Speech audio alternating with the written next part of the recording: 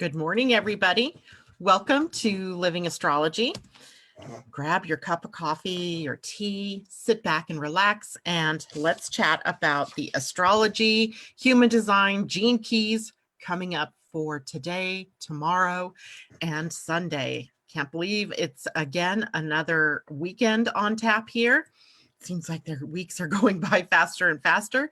Now, who knew when we started January that things were going to heat up so much in the world around us? It's been a little bit weird.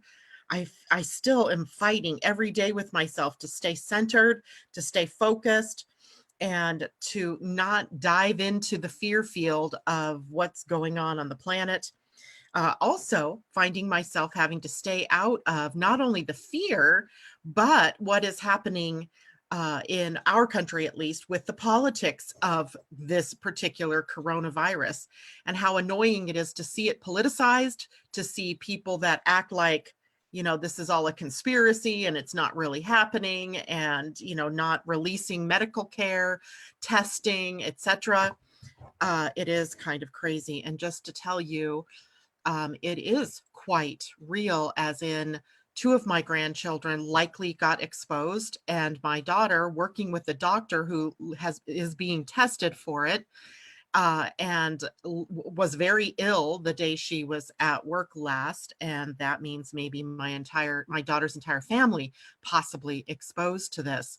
So if you think it's not real, it is. If you think it's media hype, there's probably some of that too. But trust me when I say this is touching real people. And in a conversation I was having last evening, a brief conversation with Mimi, it occurred, she asked the question, what astrologically may be at the behind all of this. And you'll probably recall, this would have been back when Jupiter was still in Sagittarius. And that would have been up until, I think, December 2nd, when it finally moved into Capricorn.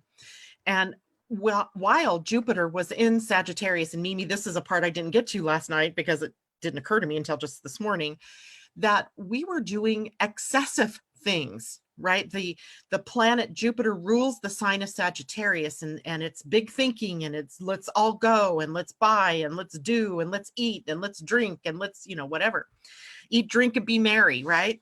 And there tends to be, when Jupiter moves through Sagittarius, a process of going to excesses in many different ways, right? And that's individualized, and it's also collective.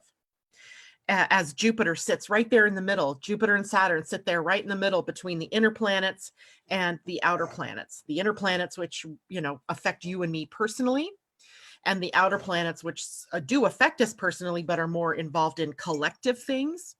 And then Jupiter and Saturn right there in the middle, bridging the energy between the two, both one way toward the outer planets, but then also bringing information and energy from the outer planets into the inner planets.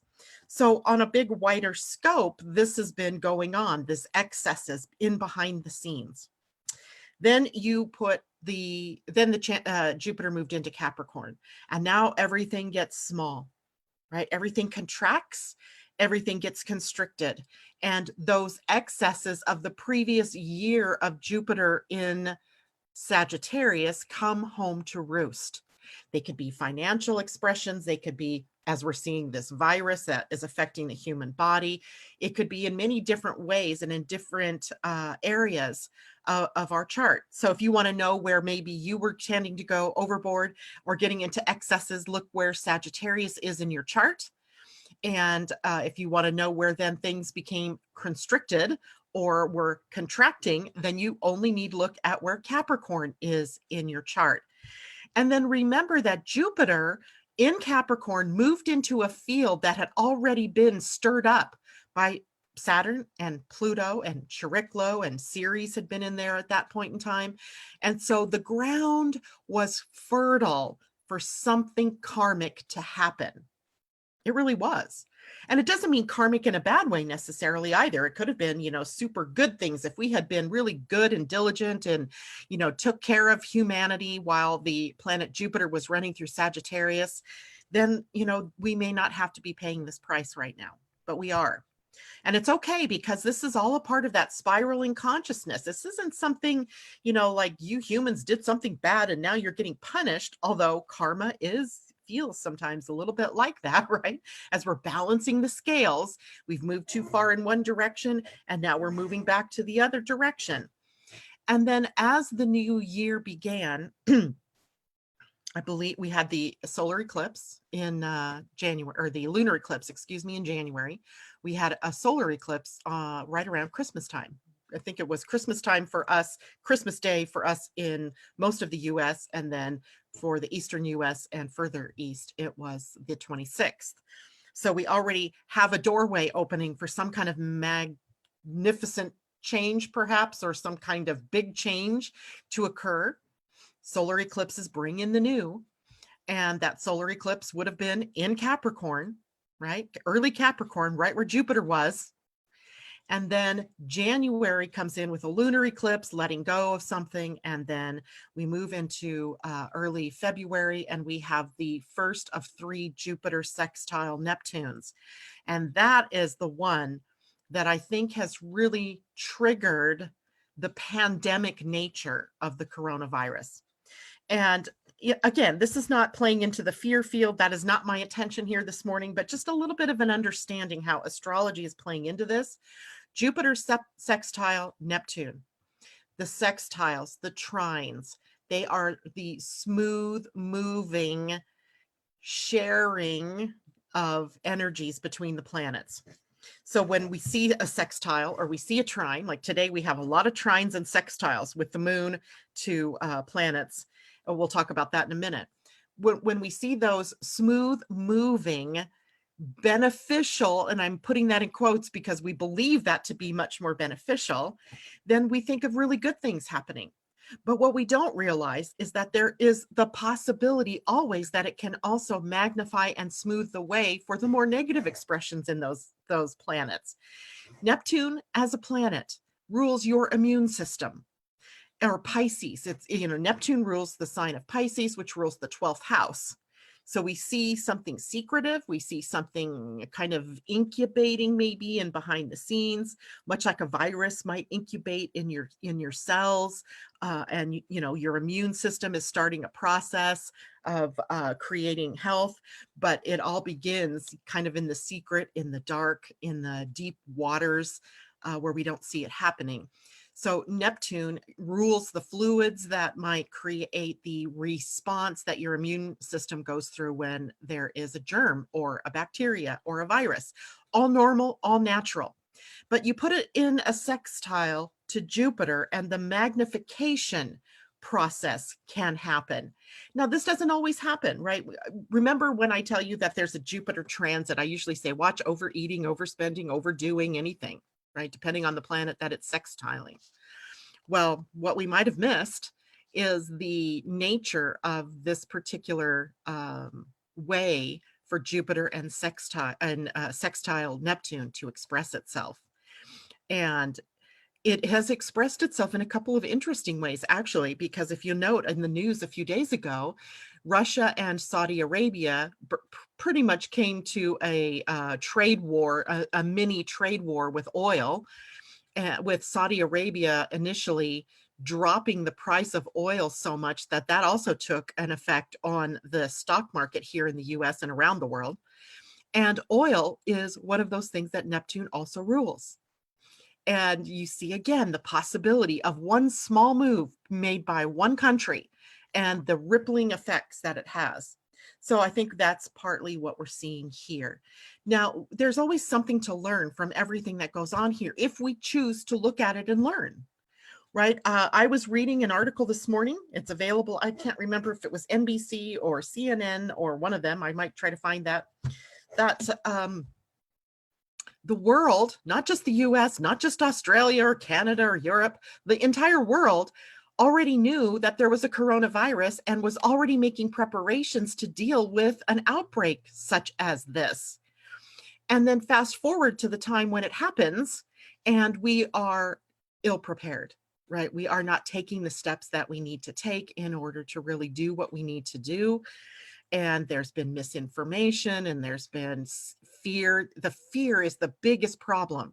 And I think a lot of that fear comes in from the misinformation or the contrary information. Like one day it's this thing and the next day it's this thing. And, it really takes its toll on us as individuals in our psychic level, in our mental level, our emotional level, and never mind what's going on in the physical body as your body is reacting to all of this information, maybe creating stress, etc. Our best tool at this point is to remain calm, is to move into meditation and to yoga or the things that you can do. Remember yesterday I played that beautiful music? Literally, I freaking played that music all day because it kept me from getting into that anxiety. And you feel it, right, in your solar plexus, and it begins to rise up and through the heart and come up in the throat, and then you're feeling constricted, and then your mind is going crazy at the same time. So we have the tools to be able to keep ourselves calm, cool, and collected. And there was something else about, oh yes. Okay. So then I also wanted to remind everybody of the gate in your human design where Jupiter and the planet Pluto are sitting. It's the gate 61, which in your human design is up in the head center coming down toward the ajna. And it is a gate that the shadow energy, and no mistake, that shadow energy is triggered right now and creates psychosis.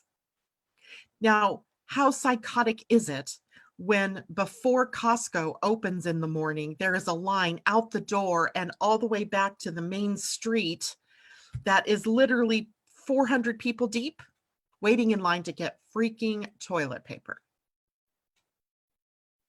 It's insanity. And it's not like this is fake news either.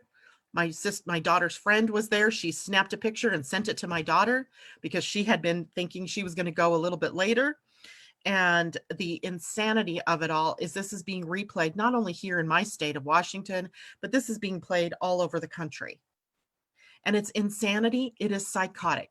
It is psychosis brought on by the fear field. So we have to do what we have to do to get out of that fear field, or we're contributing to that psychosis. Pluto is there to transform psychosis. Out of psychosis, we get to the energy of inspiration, right? And then at the highest level, we get to sanctity. That's what that gate is about. We're moving out of that psychosis and into inspiration, maybe becoming inspired by what we can do for one another, how we can help ourselves, how we can be more resourceful. If we run out of toilet bottles, spray bottles, right? I mean, those are the things, these are the kind of things that we have to think about. Like, how can we support one another?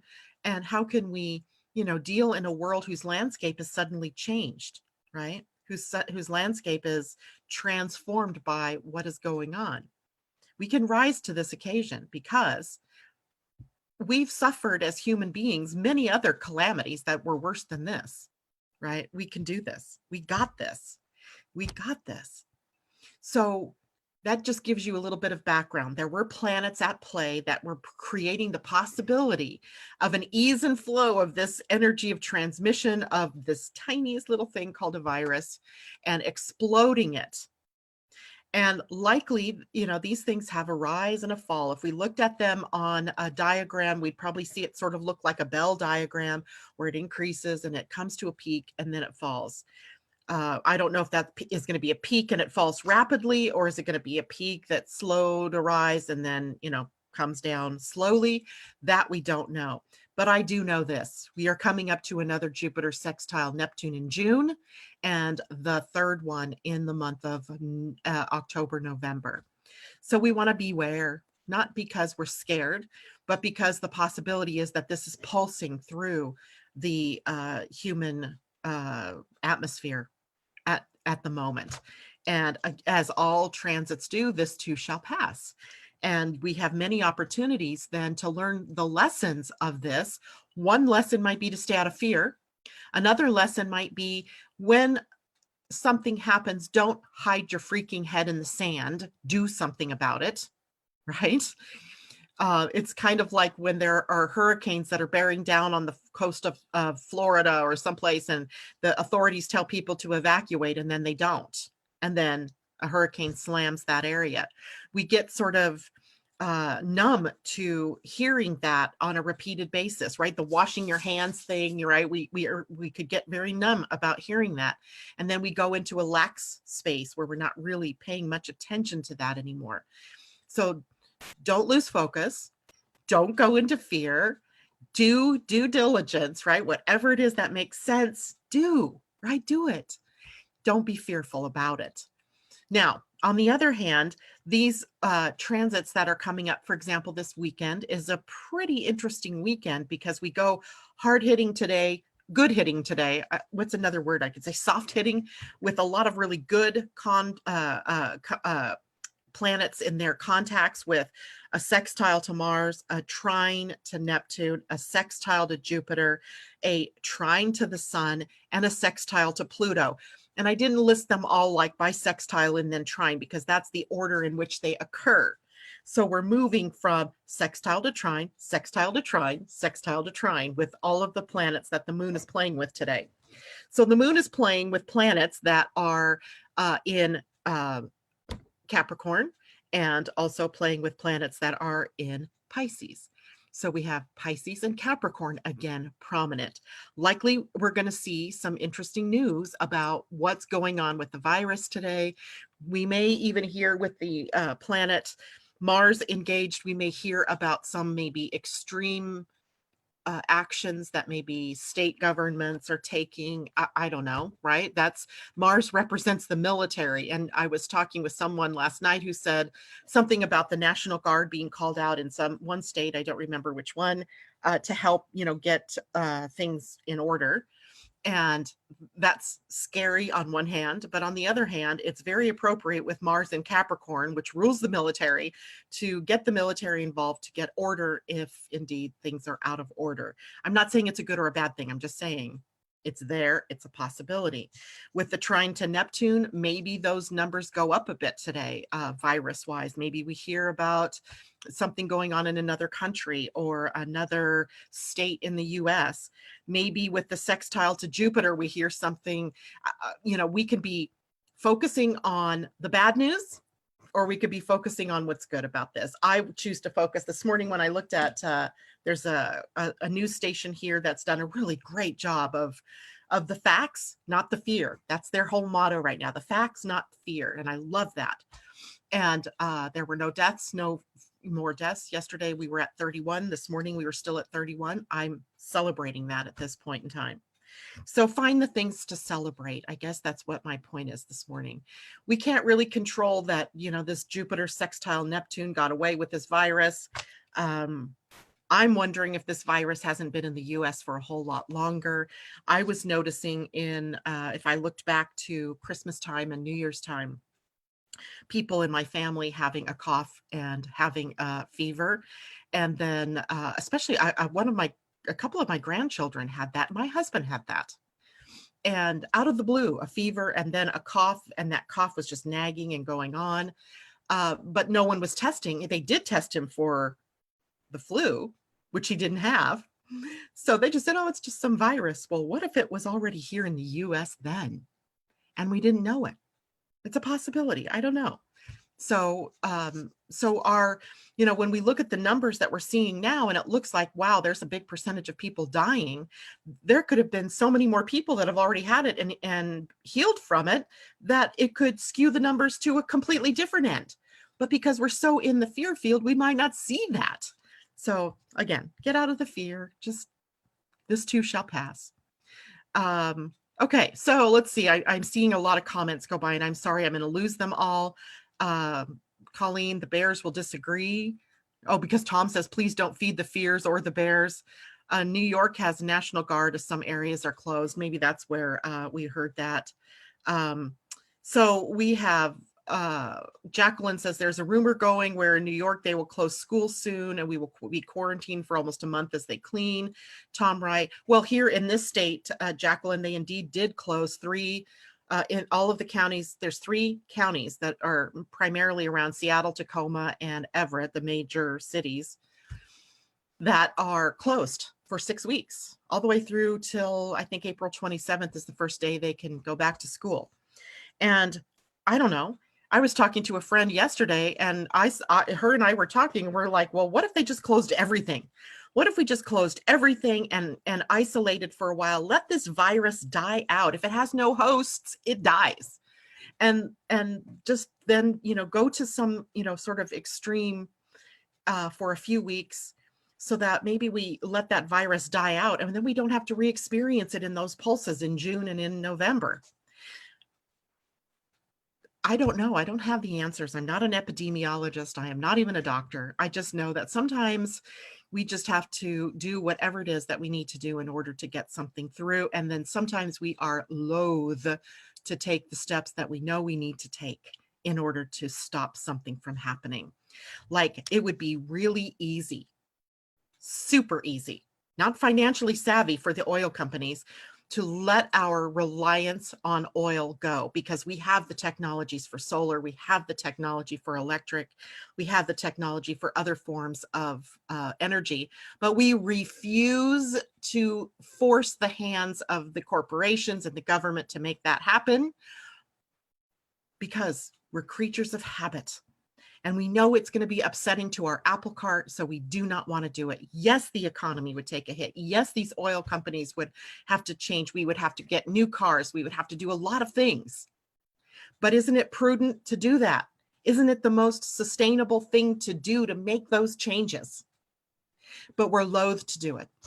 We don't do what we know we need to do because we don't like the extremes. And we are in fear of what that means for us. And yeah, I'm not going to, be a Pollyanna and say it wouldn't have an effect, because it will. But any more of an effect right now that's happening to our stock market than what this coronavirus has already done? I mean, come on. Or we can keep dealing and putting out these fires as they come up. And note that the fires are getting stronger. And I don't just mean the forest fires. All the fires, all the things that are happening in the world, they're not, we get like a little bit of one and then we manage that. And then we get the next bigger one and it's, oh my gosh, we better do something. And then something big like the coronavirus happens. And now we fall apart at the seams because we didn't do what we needed to do back in the beginning. Where if we had taken climate change back in the 70s, we knew we were headed in this direction. But there was conflicting information. And it was easier just to say, oh, those people are whack jobs. They're crazies. We don't need to listen to them. And now every year that's gone by, it's getting worse and it's getting more critical. Same thing. We knew that oil had an expiration date. We knew that at some point we were going to run out of it, and we've not done anything about it. So now we get to pay the price, right? We knew back in December that China was experiencing this Wuhan virus, as it was called at the time. We know that we're a global civilization and that we have the possibility of a pandemic. Anything that happens to one country or one people is eventually going to happen to all of us, but we did nothing. We did nothing because it wasn't here, but it was. Likely it was. Anyway, so don't hide your head in the sand. Don't dig into the fear. Let's just do the things that we know we need to do in order to curb this and to move forward. So, all right, now, Jacqueline, they called me at 11:30 p.m. to say my 14-year-old with cerebral palsy school got closed because one teacher tested positive. Marissa says, I'm in West Virginia and my son's school is going in preparation mode in case the schools close.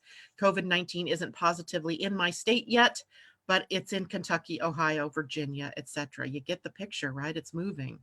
It's moving because people aren't doing the self-quarantine. Nope, they're out freaking buying toilet paper.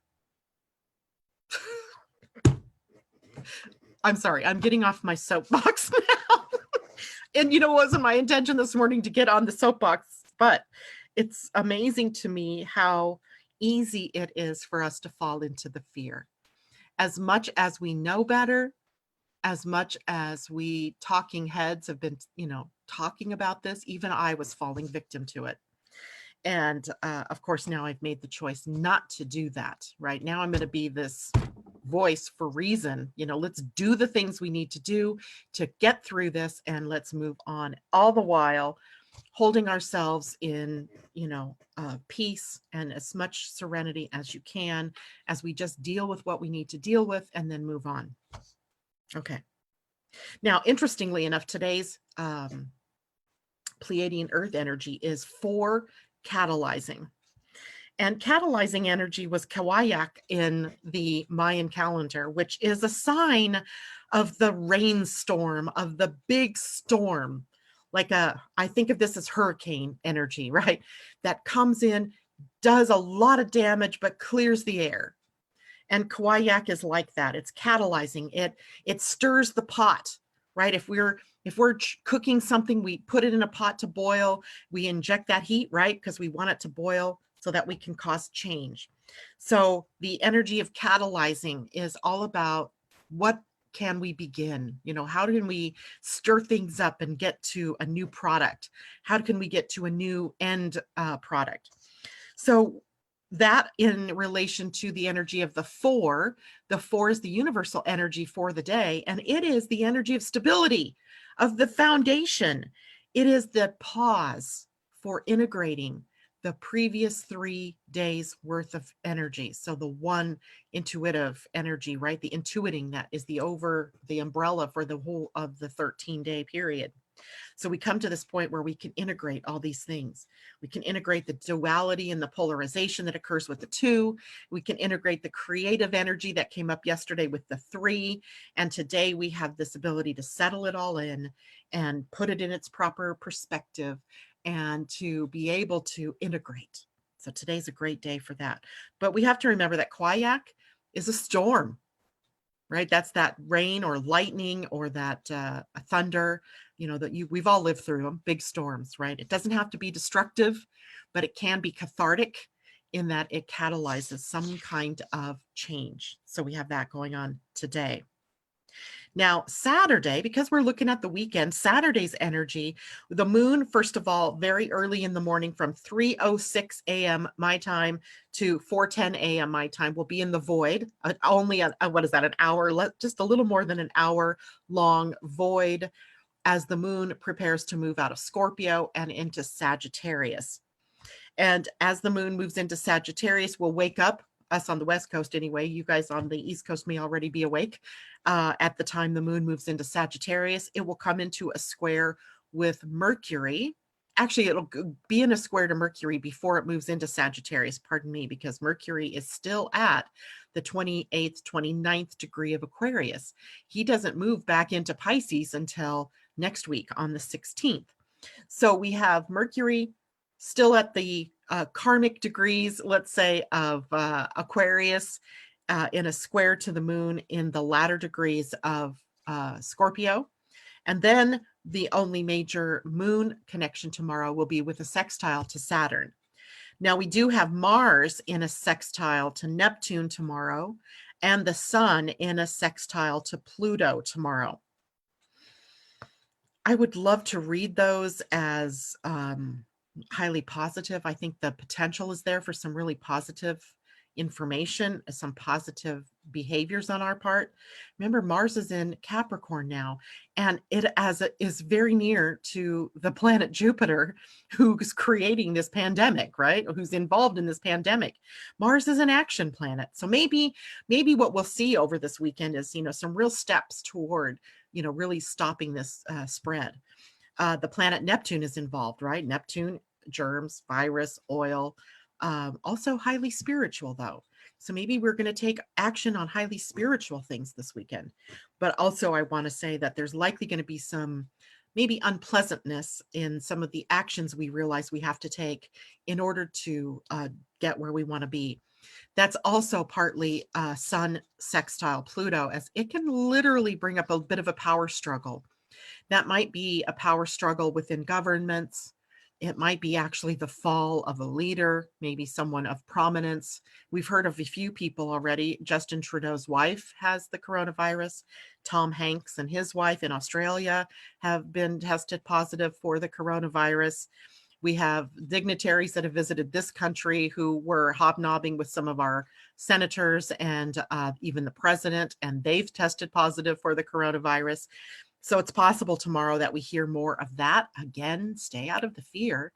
But the other good thing about the sun sextile Pluto is we can draw our power back in, right? That's a really good aspect for us to be able to use our power wisely, right? Doing it, focusing it on things that really matter, and using the energy of Mars, even sextiling Neptune, to really get into a spiritual practice, maybe beginning your day with some form of meditation or prayer or whatever, right? Whatever suits you, whatever feels good to you. Also, tomorrow is a 5 enlightening day. The 5 is the number of change. And that can be disturbing to some people, right? Things change.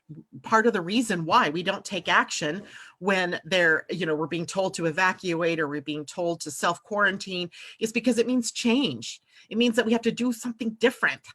It means that we can't do the same thing that we always do because we humans are creatures of habit. Not to say that there aren't people that live the life of change, and that's possible, but we like habits. We like to know for sure that the sun rises in the east and sets in the west, right? So 5 comes along and shakes that up. So tomorrow's a possibility for some change, but lovely. The earth is in the gate of, or in the Pleiadian sign of enlightening, which is Ahau in the Mayan calendar. This is really great energy for seeing the light, right? For being turned on by your intuition, being tapping into something greater than yourself. So change and enlightenment tomorrow as the energies of the day. I think of the weekend, tomorrow is likely setting the stage for the next week and also shaking us up a bit. Again, don't go into the fear. Breathe. Breathing, as I've discovered, is like the number one best thing that you can do to help yourself during these times, right? I found myself, I don't know how many times yesterday, just breathing, even just 3 or 4 deep breaths, just to recenter, right? To get back into a calm space. So we have that. We always have that available to us. Sunday, literally, I didn't even look at Sunday yet because I was not in that space on Sunday. The moon in Sagittarius will be squaring Neptune. So again, maybe some more Neptunian things.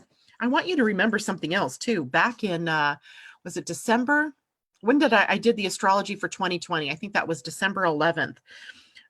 Or maybe it was even before that. I did a webinar about what was coming up in the year 2020. And we were talking about the difference between now and the Dark Ages, right? The Dark Ages where there was the Black Plague, their Black Death, which happened to be the plague, and the similarities between those years and this particular set of years that we're in right now. Or we could look at it as the astrological connections from the Dark Ages to the astrological connections of the 2020s or 20 teens and 2020s. And one of the common denominators, of course, was Jupiter, Saturn, and Pluto all being in the sign of Capricorn. But there was one outlier, and that was Neptune. Neptune was the wild card because Neptune wasn't in Pisces at that time. So we don't know, right? Because we didn't even know there was a Neptune at that point in time, for one thing. But now we have this Neptune, and it was the wild card here. We didn't know how quite that was going to play in. I thought it was possible that it could play into being very highly spiritual. If we could really move through an ascension process or an evolutionary process, a spiraling of our consciousness, we could really mitigate the effects of what the big things were that would happen for 2020. And in some ways, maybe we were successful. Maybe we are successful beyond our wildest imaginations, that this is only doing what it's doing right now, right? That this could be could be much worse.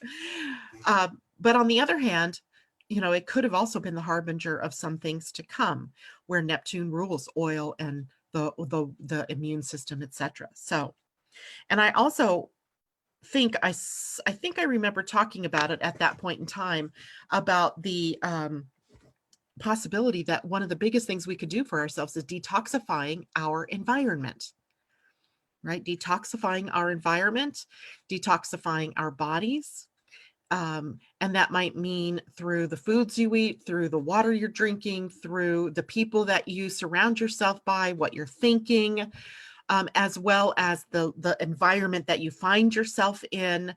But that's something you have in your power to clean your environment. But there's a lot of other big environmental concerns.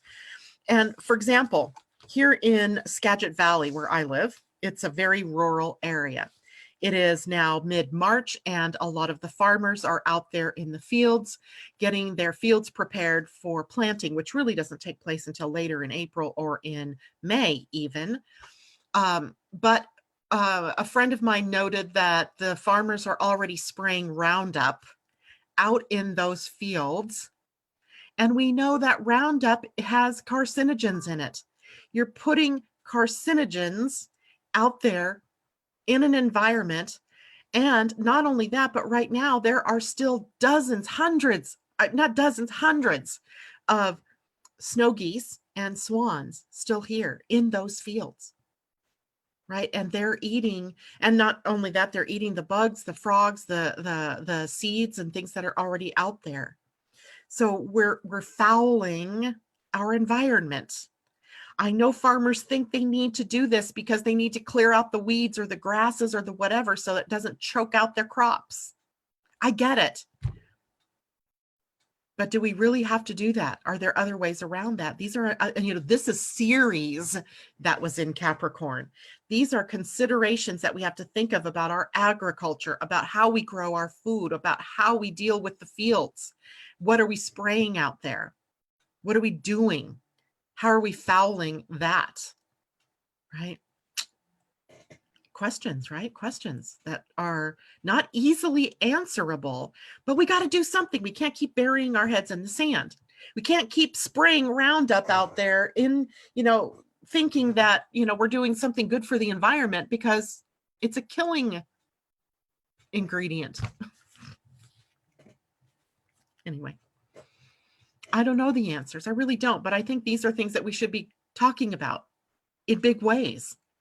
Right, dude, you are killing off grass with a known carcinogen that, by the way, gets into the soil, and then the soil is blown by the wind out to the air, which then ends up in our houses through our filtration systems, that gets in and creates us taking that in, right? We're breathing it in. Craziness. Or worse yet, the water, here we are in this very wet environment here in Washington, and other wet environments around the country, it soaks into the ground. Our water table is really high right now. So what do you think those chemicals are getting into our water? Things have got to change. It's right in our face right now. If we don't do something about it, we are going to pay the price later. Who knows what it will be? Okay, Marissa. Detoxing ourselves in various ways. I remember you saying that. Yay. See, I do remember saying that. Londa, let's make vitamin C empty on the shelves. Let's do it. Tom Wright, nuns are creatures of habits too. I love it, Tom. You are our comic relief. I love it. In the midst of all of this very serious stuff, we are playing word games. I love it. Okay, let's lighten up now. Okay. One last thing before I go to do readings, because I think we deserve to have some readings today. I just wanted to let people, oh dear. Human design, sun and earth made a move today into the gate 36 and the gate 6. Now, in the lowest expression, do I even want to bring this up? The shadow energy in these gates is turbulence and conflict. The 36 and the 6 we know are on the emotional center. And that means of the possibility of overexpression of emotional energy. Turbulence, conflict, Jupiter and Pluto in psychosis.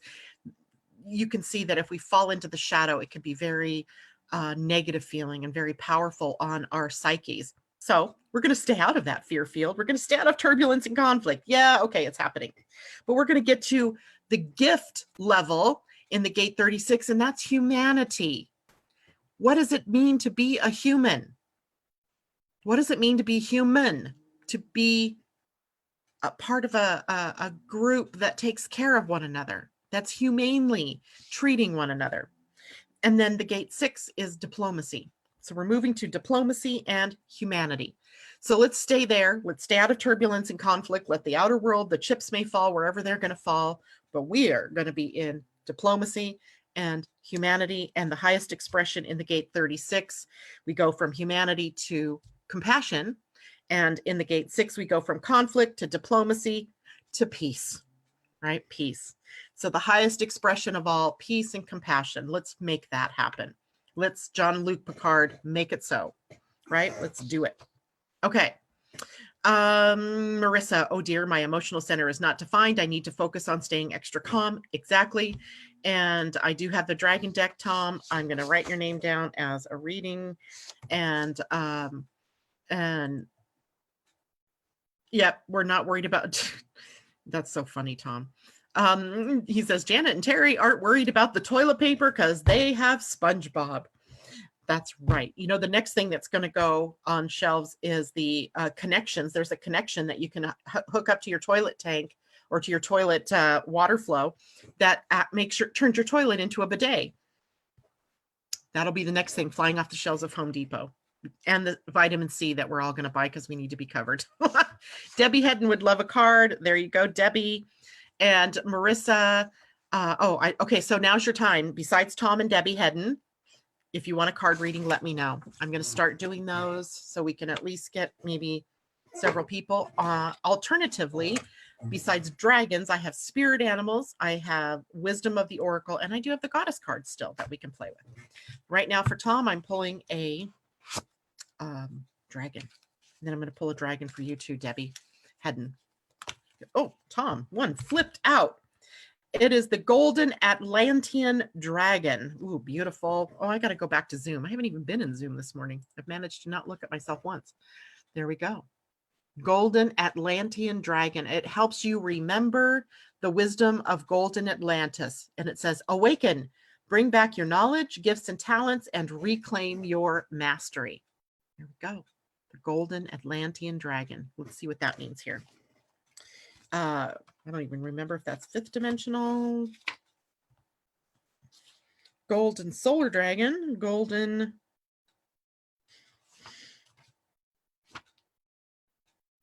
Okay, golden Atlantean dragon, page 100.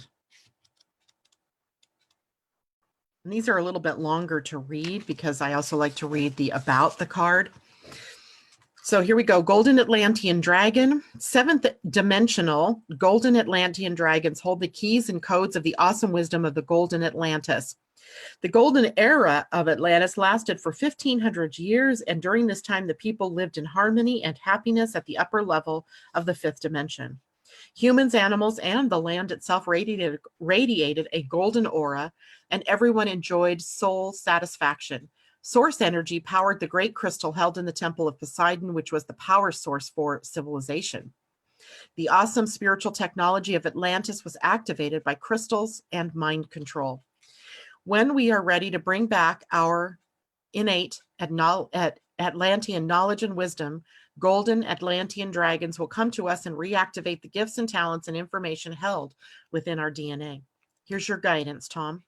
This card invites you to activate your own personal 5th dimensional blueprint, for it contains the light of the incredible era of golden Atlantis. The golden Atlantean dragon who has come to you now worked directly with all the great masters of Atlantis during the Halcyon days and remembers exactly who you truly are. Prepare to reclaim your mastery. You are ready to dissolve the final veils of amnesia, and your dragon will assist you to do so. Ask it to breathe its golden fire into your 3rd eye so that the final clearance and awakening can take place. Your dragon will then remain with you and shine light into you as you prepare to stand in your power as an Atlantean master. Gotta love that one. All right, Tom, I hope that dragon is helpful to you. And Debbie Hedden, I'm going to pull you a dragon because I don't believe you had a reading last week when we first played with these. So, it's your turn to get a dragon. And you get the golden orange dragon that says, expand your light for ascension.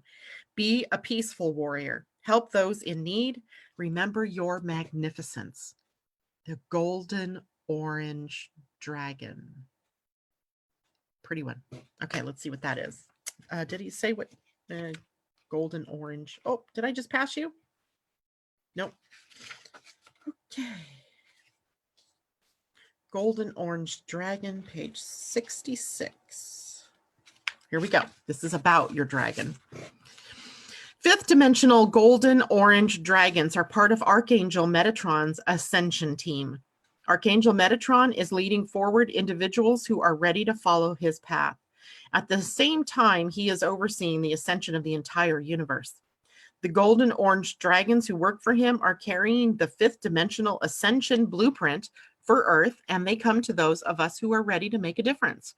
As soon as they are seen, no, as soon as they see golden orange energy awaken in our aura, they breathe into us to expand it and accelerate our ascension journey.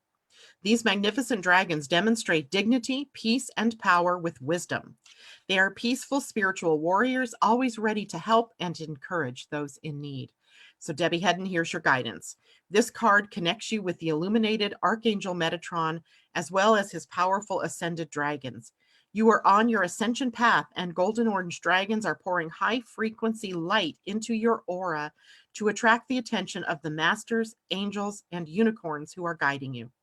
Drawing this card suggests it is time for a push forward on your ascension path. Do you need to meditate more, or examine and release old stuff, or embrace who you truly are and recognize your magnificence? Tell these dragons what you need in order to take the next step on your journey into the higher frequencies, and they will help you. Call on them for support, and they will provide it. They are wonderful companions and friends. That's a wonderful card. Love it. So the golden orange dragon. Okay, now I got to go back to Facebook.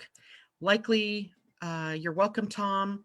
Bye, Sue. Have a wonderful weekend yourself. That is an amazing card. I don't know what Londa's saying here. Gene Candy, Gene Key. I don't know what that is. Oh, it's the DNA, Gene's DNA.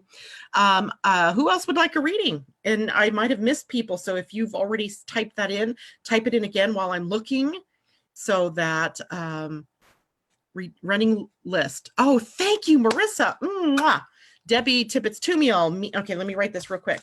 So we have Debbie, the other Debbie, we have Mimi, we have Jacqueline Tyler, who wants spirit animal. We have Londa, I know Londa, Jacqueline Lopez, and a collective dragon, nice. And Marissa wants a Woto. Marissa, thank you so much for keeping that running list for me. You are a doll. Brilliant. All right, Debbie Tippett's Tumiel.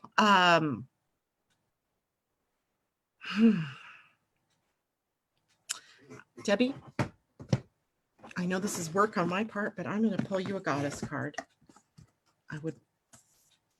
That's just something that's coming up that you need today. A goddess. Stay. Yes, I agree, Mimi. Thank you, Marissa. That is very kind of you. Very helpful to me. Okay, so Debbie Tippett's Tumiel. Communication, the goddess Iris. Wow, we haven't had this one, Debbie. Oh, she has got rainbow tears, but maybe they're tears of joy. Hold on, I'm going to go to Zoom just for a moment so I can center the card. There we go. So we have Iris, card number 22. Communication. Love it. And let's see what she says for all of us, or I mean for you, Debbie, but all of us, right? We're all together here. And she was right side up, so that is an empowerment message in this deck. And it says, clarity in communication is called for, as your words will have great impact on others right now. It's a wonderful time to start writing the book, telling new stories, and sharing your experience, strength, and hope with others. You have everyone's ear, so choose your message wisely. Others will also desire positive and fruitful communication with you, so get ready for some amazing new opportunities to come from these discussions. Just remember to stay open and be clear about expressing your deepest desires, always speaking with integrity, kindness, and respect for yourself and others. The Greek messenger goddess Iris is thrilled to help your words take flight. Communication improves in all your relationships when she comes to visit. Most important, however, Iris reminds you of the communication you have with the universe. You are in a mutual dialogue, and now is the time to pay attention to the signs and omens in your life. Trust this important yet subtle communication. It will never lead you astray when you listen and act accordingly. Important message for you, Deb. Love that message. Oops, why did I do that? Okay. Now, after Debbie was Mimi. Mimi, did you, I didn't look and see if you wanted a specific card. You usually like animals. You're welcome, Debbie Tibbetts, to meal. Mimi, can you please, I'm going to draw you a dragon, Mimi. If that isn't the card you really wanted, please let me know in the commentary there so I can draw the correct card for you. But the dragons were kind of calling, and I don't remember doing a dragon for you last week. I might have, but let's see what this one is for you. My choice. Okay, thanks, Mimi. And you get a rose pink dragon. She is gorgeous. I can't wait to show you. So let me read this really quick. Prepares your heart to connect with the higher facets of the cosmic heart.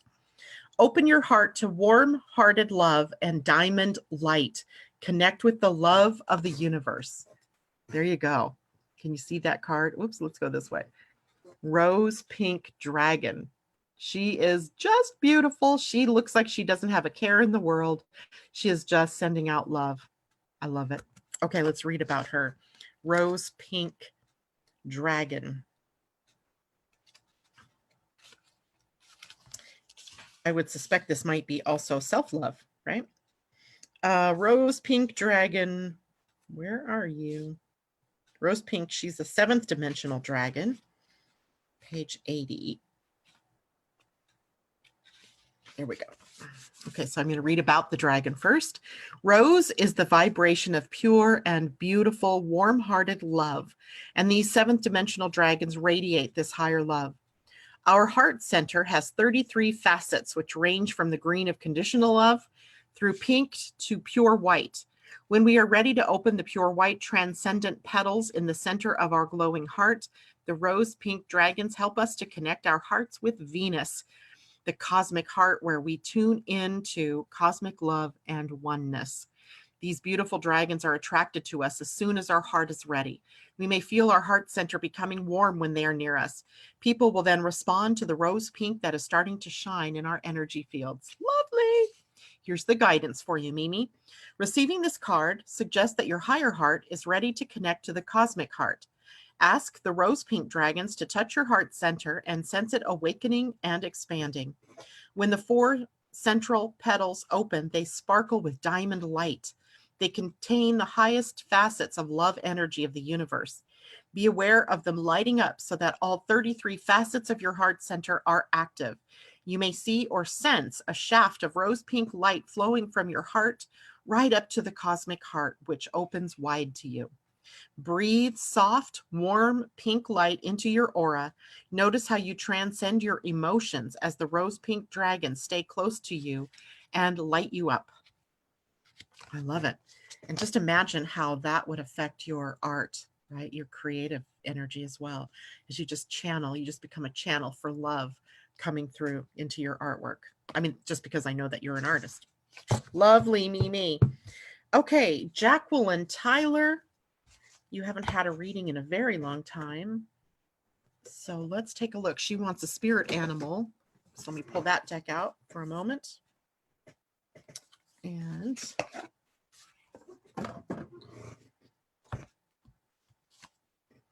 so Jacqueline Tyler, this is for you. And I know that it's going to be a good one. Ooh, it is Grasshopper Spirit. Card number 30 that says, take a leap of faith.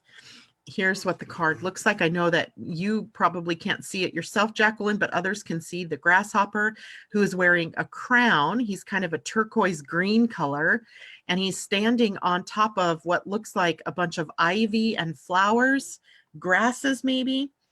And what else is in this card that I can describe for you? The grasshopper's body has what looks like a gold etched butterfly on it. So I get maybe a theme of transformation and change. The card number 30 is a 3.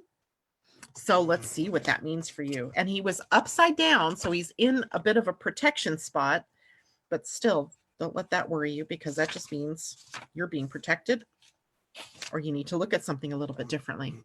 So grasshopper spirit says, it is hard for you to trust in good fortune because you have been hurt in the past when you took a risk. Staying earthbound does not offer the safety you seek, for that can only be found through trusting that spirit is always with you and wants the best for you. Your intuition is guidance from spirit, telling you to let go of your fears and leap into the abundance of good fortune awaiting you. Grasshopper spirit reminds you that the only way now is to jump forward.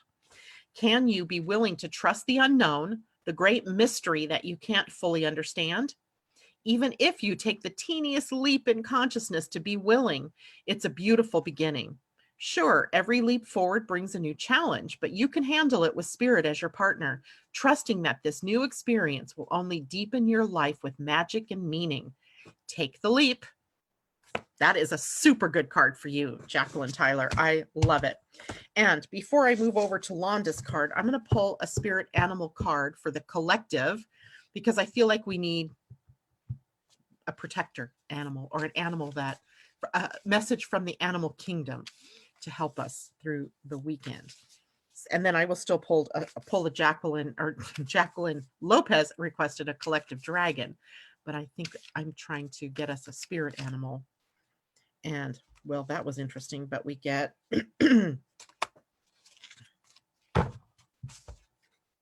white raven spirit, trust in the magic. And it was upside down. I have never drawn this card. I don't remember drawing it for any one of you. White raven spirit, trust in the magic, card number 66.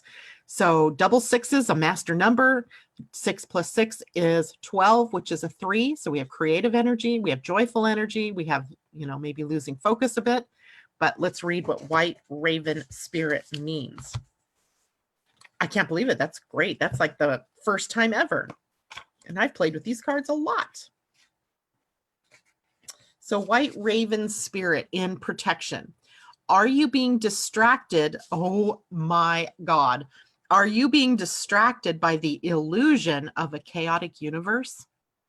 Deep in your heart, you know the world is full of magic, and White Raven has appeared to remind you that the ways of the world can cause spiritual amnesia. Stay awake and alert, for Spirit wants you to enjoy the miracles all around you. Remember, the evidence of divine order can be seen everywhere. Ask for a sign and it shall be yours. Synchronicities happen all the time. So if you are in a time of challenge and feeling cynical, all you need to do is ask for a reminder. White Raven will appear to assure you that all of this is leading to something better, for magic is in the wind. If I had deliberately gone into this deck to find a card, I don't think I could have done a better job. This is magnificent. White Raven spirit. Let me let you guys visualize this. The White Raven. Gorgeous. Okay. Now, Londa, you did not tell me what kind of card you want, girlfriend. So what would you like?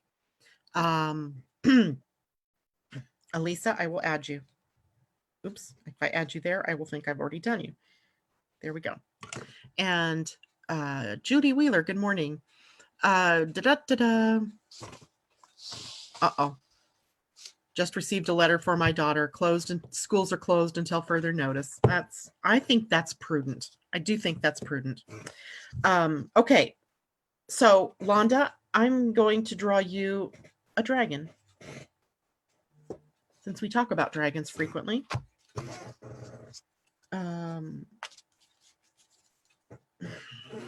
Oh, Londa. Rainbow dragon. Bring the leap of joy that opens new doors. Have trust. Rediscover wisdom. Expect miracles. Accept opportunities. Again, let me go back over here to Zoom so I can show you this card. Rainbow dragon. Love it. It reminds me of Debbie's card, the goddess card that had the rainbow, tears, rainbow streaks, rainbow dragon. Okay, so get out of La La Land, Janet. Let's do this. Rainbow is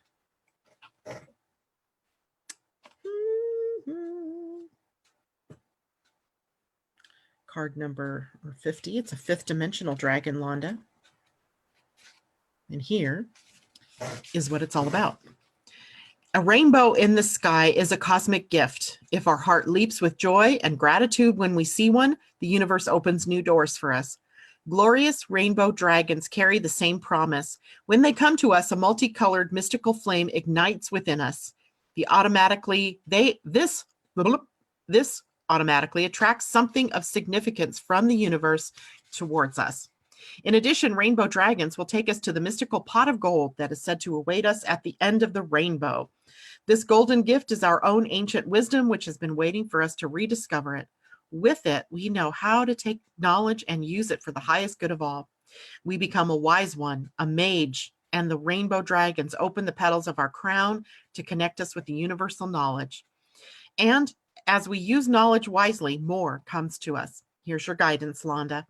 This is a card of hope, prayers, expectation, and gratitude. Look for opportunities. Expect miracles. When new openings occur, seize them. Sometimes you may hardly dare to believe that good fortune has sought you out, so make sure you accept it consciously and unconsciously. Do not let it slip away. Remember to thank the rainbow dragon who has come to you for opening new doors for you. Ride with the current of life this dragon has brought you and enjoy everything that comes your way. A rainbow dragon may feel like an illusion, but it is very real. If you catch the flash of rainbow colors out of the corner of your eye, it is your rainbow dragon reminding you that the time for a new life is now. Trust that it will happen for you. Super-de-doo-dah.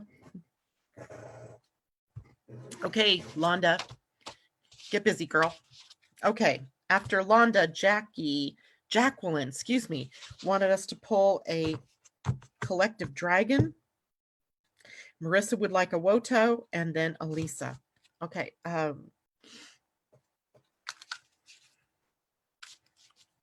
Let's pull a collective dragon, one for all of us.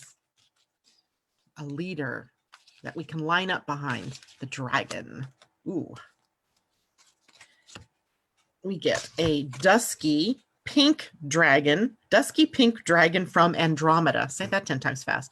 Dusty pink dragon from Andromeda prepares all your chakras to embody higher love. Accept and radiate higher love. Touch others with its flame. There you go. Dusty pink dragon from Andromeda. Love it. Okay, let's look this one up. This is for all of us. This is a collective dragon. And I'm not sure if we've had this one or not. Doesn't sound familiar. I mean, it sounds familiar as in I've looked at it here. It is a 7th dimensional dragon. Somebody might have gotten this one last week. Okay. Here we go. About. All the stars in the constellation of Andromeda embody a beautiful love and acceptance beyond our current understanding. The 7th dimensional dusky pink dragons from Andromeda carry the vibration of transcendent love. We're getting a lot of love cards today. I think this is awesome. If we are ready for their light, they circle round us. And when they pour this special energy into our chakras, our aura is illuminated by a glorious pink light. This enables us to radiate love and light at many different frequencies and transform the people we meet without them even being aware of it. These dragons also work with crickets who come from the same constellation. Their song carries the codes of higher love from Andromeda, and their mission is to bathe the natural world in this vibration. Here is our guidance from the collective. Receiving this card indicates that you are ready for higher love. The dusky pink dragons from Andromeda are suggesting it is time for you to carry this luminous light in all your spiritual energy centers. Touch your stellar gateway, soul star, causal crown, third eye, throat, heart, solar plexus, navel, sacral, base, and earth star chakras in turn, breathing in dusty pink and affirming, I accept and radiate higher love. As you do so, have a sense of these dragons breathing pink into all of your chakras. You become a flame of ineffable pink love. Be aware you now have the power to touch everyone you meet with the flame of spiritual love. Know that when you work with the dusky pink dragons from Andromeda, you can make a huge difference to the ascension of the planet. There we have it, guys. We have gotten the gauntlet from the dusky pink dragon from Andromeda. Bring in love from all of the chakras, the ones above your head, down right through the crown, all the way through, down into the earth and below, anchoring in light and love. Perfect. Thank you, Jacqueline Lopez, for having me draw one of those for the collective. Marissa, it is your turn, sweetness.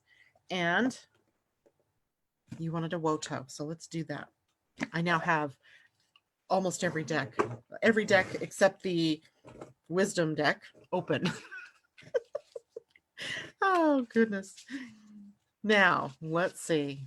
This is for Marissa. Ooh, Marissa, this is, there we go. Ooh, nice. Imagine. And this is card number 20, which is a 2. Also, number of love and relationship, but imagine, look at all that. Look at the goddess in the middle, or the spirit in the middle, reaching up to the moon, right? Like to say, I hear you, I feel you, I see you, I create, I am. All, you can put lots of fun stuff there. Let's see what that card means. 20, card number 20, and it was right side up too. So the essential meaning of the card is turning imagination into manifestation, creative thought, visualization, the power of aligning imagery and feelings, creativity, and illusions. So here's the Oracle's message to you. Who do you want to be? What do you need to believe in order to have the life you want? What do you need to believe in order to have the life you want? You were gifted with the power to imagine. If you can dream it, you can create it. This is the time when your imagination is the key to manifesting the life you desire. Spend time daydreaming, fashioning a vision board to help you see your goals, or meditating. Allow the power of your creativity to deliver messages and images of what feeds your soul. Then allow your feelings to mingle with your inspirations and imagine these things being real right now. Then repeat. What you imagine will become your belief, and soon you will see these things come to pass in the outer world as if by magic. That is another. Notice how love and magic are themes that keep coming up through all these cards, all these different decks. Those are the themes that we're getting here today. I love it. Okay, Marissa and Elisa. I'm going to do one more card reading for Elisa. I think she said my choice of the deck. I'm going to do a dragon. I'm getting dragon and I'm getting goddess for you, Elisa. So what's in front of me is the goddesses. So I'm going to do that one first. And then we'll see what the dragons say. Elisa, for you, a goddess.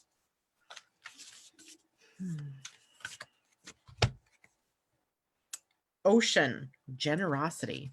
I think we've had her before. She's just beautiful. She looks yummy. She looks like she's just in the throes of such good feelings because she's been generous, generously giving.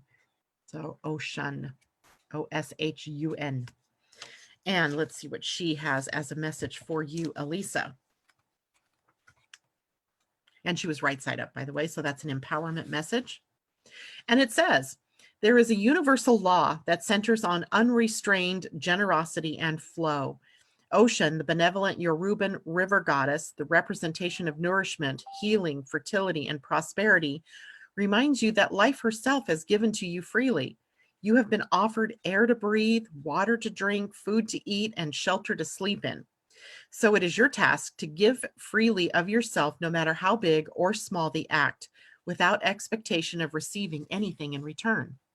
The goddess ocean encourages you to allow gratitude to permeate everything you do right now, even the smallest of opportunities and gestures. The very experience of giving and being generous with your heart, time, money, assistance, kindness, and care will provide more value than you can imagine. And when you release all attachment to the outcome, you will be surprised to see how the good fortune you have bestowed on others comes back to you tenfold. Ocean reminds you that this is the truth that has existed since time began and will continue until the world's very end. Lovely. I heard a message coming in, I think that was. And Marissa says the universe is really determined to give me this message. I don't know how it could be more clear. I don't either, hun. I just don't. Elisa, I'm now going to draw a dragon because I got that split in my field as soon as I started to pull a card for you. And so that was the goddess. And let's pull the dragon and see which dragon is for you. And then unfortunately, that will be the end for my broadcast today. Okay, so dragon. You get a green dragon. Oh, beautiful. Green dragon helps you tune into the secrets of nature. Receive answers and guidance from nature. Align with your divine essence. And this card, I can't even describe how beautiful this card is. Look at all the green. It's like when you walk through a forest. Yeah, beautiful. Green dragon. And green dragon is card 64. It's a fifth dimensional dragon. Opened right up to it. Here we go. Here's about this dragon. All answers lie within nature, and every single thing we need while on Earth is provided for us in the natural world. Fifth dimensional green dragons touch our psychic centers and help us to tune in to the sacred geometry in the trunks of trees, the petals of flowers, the shells of snails, and everywhere in Master Pan's kingdom. These are the keys and codes, that bring us in tune with our divine essence. When we are fully aligned with our fifth dimensional blueprint, we are automatically whole and healed. Here's your guidance for this, Elisa. The nature kingdom is a magical place in which all our answers are held for us. Luminous green dragons help us to read these answers. So if you can, sit quietly in nature, call a green dragon and ask for guidance. The response may come to you consciously or unconsciously, so accept that something important has been activated within you, whether you are aware of it or not. You may feel the need to walk somewhere particular. If so, follow this impulse, for your green dragon will be guiding you. Keep your eyes and ears open, for the answer may come through a tree, bird, insect, animal, or something else entirely. Your green dragon will glide with you, directing you to the answer you need. This calls for deep trust and an understanding that the divine plan is perfect. Drawing this card also suggests that you would benefit by spending more time in the green world. Your green dragon will be with you, so acknowledge it and let it touch you with its wisdom and great knowledge. Expect revelations or healing. Lovely, lovely card, lovely card. All right, everybody. I'm going to take one last look at comments and questions, see if there's anything there that I must deal with. Judy, wow, what a beautiful day it is. Elisa says, I've been craving some nature in my life. You've got your assignment, Elisa. Now go for it. And Judy says, oh, I wish I could know my... I can't tell what that, it looks like maybe that's a dragon. Well, let's just draw you a dragon card. Or do you know your dragon? You just don't know who your dragon is. What am I doing? Those are goddess cards there. That's the dragons. Okay, one last card for Judy Wheeler so she can know her dragon. This is your totem, Judy. This is your dragon that we're pulling. So for more than just the symbol for you for the day, this is your sacred dragon, the one that walks with you. And he just jumped out of the deck. Oh my goodness, a beautiful one. I don't think we've seen this. It's called the Omega Dragon. Harnesses the divine feminine power of creation and intention. Hold your vision. Birth the higher consciousness. Look at this. spectacular dragon, the Omega, Alpha and Omega. Omega is the final letter. Omega dragon. Let's see what that one is. Book. Here we go. I bet it's the last card too. I probably, nope, it's, yes, close to it. 108. 108. 108. Here is your dragon. Ninth dimensional Omega dragons carry the divine feminine vibration of Shekinah, the universal energy that created our world. Shekinah is the feminine counterpart of Archangel Metatron's higher light and represents pure creative vision. These powerful beings are assisting the birth of higher consciousness on Earth. Collectively, they hold the vision for the new golden age, and this will enable us to achieve the intention set by Lady Gaia for the evolution of the planet. These beautiful silver white dragons will also help us hold a personal vision for the highest good. Every wish starts with a thought that is translated into a picture. These dragons can see into our mind and will hold our vision with us. I love it. Here's your guidance. When an Omega dragon comes to you, it is time to give birth to a special new project, pathway, or aspect of yourself that has remained hidden. Call upon these dragons to fill you with the power of the divine feminine. This will enable you to hold your vision and bring it to fruition in a wise, balanced, and harmonious way. Most important of all, ask the Omega dragon to lock into the greatest desire of your soul and hold the vision of bringing it to manifestation. These dragons can be any shape or size, so just still your mind and give them permission to merge with your energy. Ask them to soften your path and the paths of all who hold the vision of the new golden age.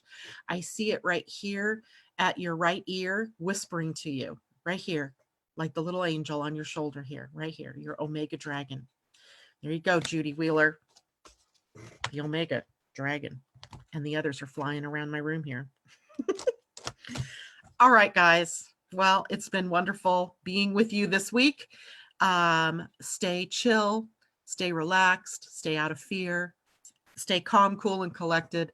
Live, laugh, love, tap into the magic. I will see you on Monday. Mwah! Much love to all of you. Take care. Bye for now.